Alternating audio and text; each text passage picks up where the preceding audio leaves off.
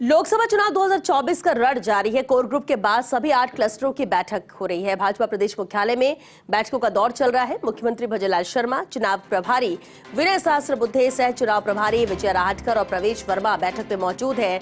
सतीश पुनिया, राजेंद्र राठौर सहित core group के नेता बैठक में मौजूद है। सभी लोकसभा सीटों के प्रभारी संयोजक की भी मौजूदगी इस बैठक में है। चुनाव प्रबंधन और प्रदेश पदाधिकारियों की बैठक होगी।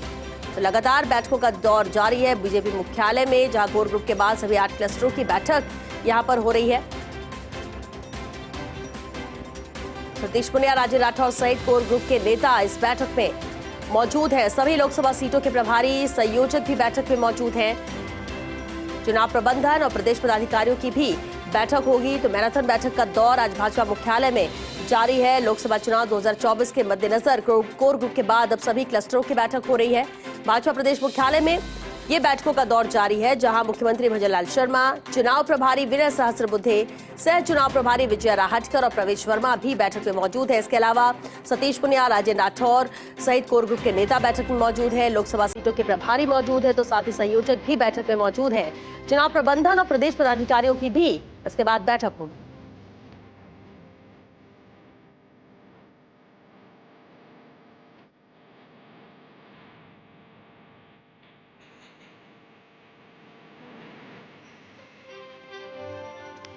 और चलिए सहयोगी ऐश्वर्य प्रधान हमारे साथ जुड़ चुके हैं। ऐश्वर्य, बीजेपी मुख्यालय में आज बैठकों का दौर जारी है, लगातार कई बैठकें होनी है। विस्तार से आपसे जानना चाहेंगे फिलहाल कोर ग्रुप के बाद अब कौन सी बैठकें चल रही है?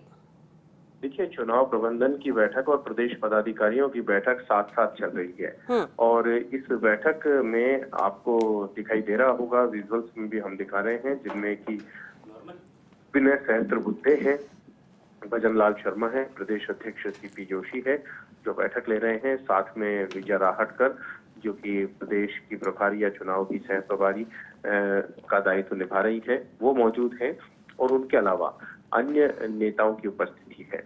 इस बैठक का मकसद यह है कि चुनाव प्रबंधन के तहत मीडिया टीम को स्ट्रॉन्ग करने की बात हो या फिर बड़े नेताओं के दौरों के दौरान व्यवस्थाओं को संभालने जैसी बात हो, इस तरीके के जो कार्यक्रम है वो प्लान किए गए हैं। दूसरी एक तस्वीर भाजपा कार्यालय के बाहर की ये भी आई कि आम आदमी पार्टी के कुछ कार्यकर्ताओं ने यहाँ पर आकर धरना प्रदर्शन किया और उनके धरना प्रदर्शन के दौरान पुलिस ने उन्हें खदेड़ भी दिया। ये भाजपा कार्यालय के बाहर की तस्वीर थी, कुछ एक कार्यकर्ता आए थे। और सबसे बड़ी बात यह है कि आज की इस बैठक में बड़े नेताओं के दौरों से पूर्व की रणनीति भी तैयार की जा रही है कि बड़े नेताओं से के जो दौरे होने हैं उससे पूर्व किस तरीके से व्यवस्थाएं की जाए, कितनी भीड़ जो है वो आएगी, नॉमिनेशन सभाएं हैं वो किस तरीके से होंगी, नामांकन फॉर्म जो भरे जाएंगे तो, और उनमें कितने बड़े नेताओं को बुलाया जाएगा। इन सभी विषयों को लेकर यहाँ चर्चा चल रही है। अभी इसमें क्लस्टर के लोग भी आए हुए हैं, जो प्रदेश पदाधिकारी और प्रबंधन की बैठक है।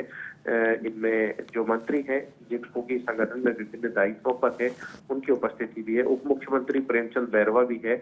उप मुख्यमंत्री प्रिया कुमारी यहाँ से रवाना हो गई थी क्योंकि उनका कार्यक्रम अलवर में था और अभी जो कार्यक्रम है वो यही है कि बीजेपी मुख्यालय में मंथन का दौर चलता रहेगा। मुख्यमंत्री यहाँ से करीब 2 बजे के बाद जो टाइम है वो मिल रहा है कि 2 बजे के बाद मुख्यमंत्री सीएमओ की ओर रवाना हो जाएंगे। शाम को 2 होली स्नेह मिलन समारोह में उन्हें भाग लेना है।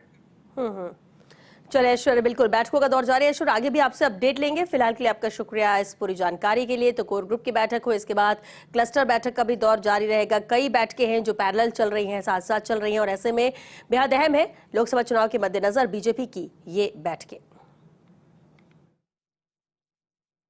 देखिए, राम राज्य है, जो दोषी होगा उसके खिलाफ कानून कार्रवाई करेगा।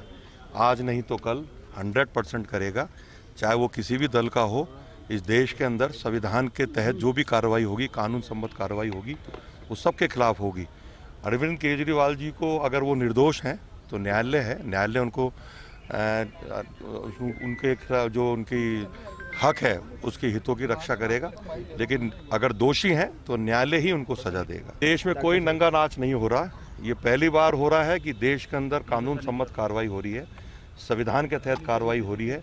कितने से कितने बड़ा आदमी हो, यदि उसने कोई दोष किया है, आर्थिक घोटाला किया है, संविधान के खिलाफ जाके कोई कार्रवाई करी है, कानून के खिलाफ कोई कार्रवाई करी है, तो पहली बार इस देश के अंदर कानून सम्मत कार्रवाई हो रही है। उसके लिए मैं हमारे लोकतांत्रिक प्रणाली को, विशेष रूप से सुप्रीम कोर्ट को, हमारे केंद्र की सरकार को, जिन्होंने आगे बढ़ करके आगे अधिकार दिया कि दोषी कोई भी हो, किसी भी वर्ग का हो, वो दोषी होता है। ना उसके साथ समाज होता है, ना जाति होती है, ना कोई बड़ा होता है, ना छोटा होता है। दोषी दोषी होता है और उसके खिलाफ कार्रवाई होनी चाहिए।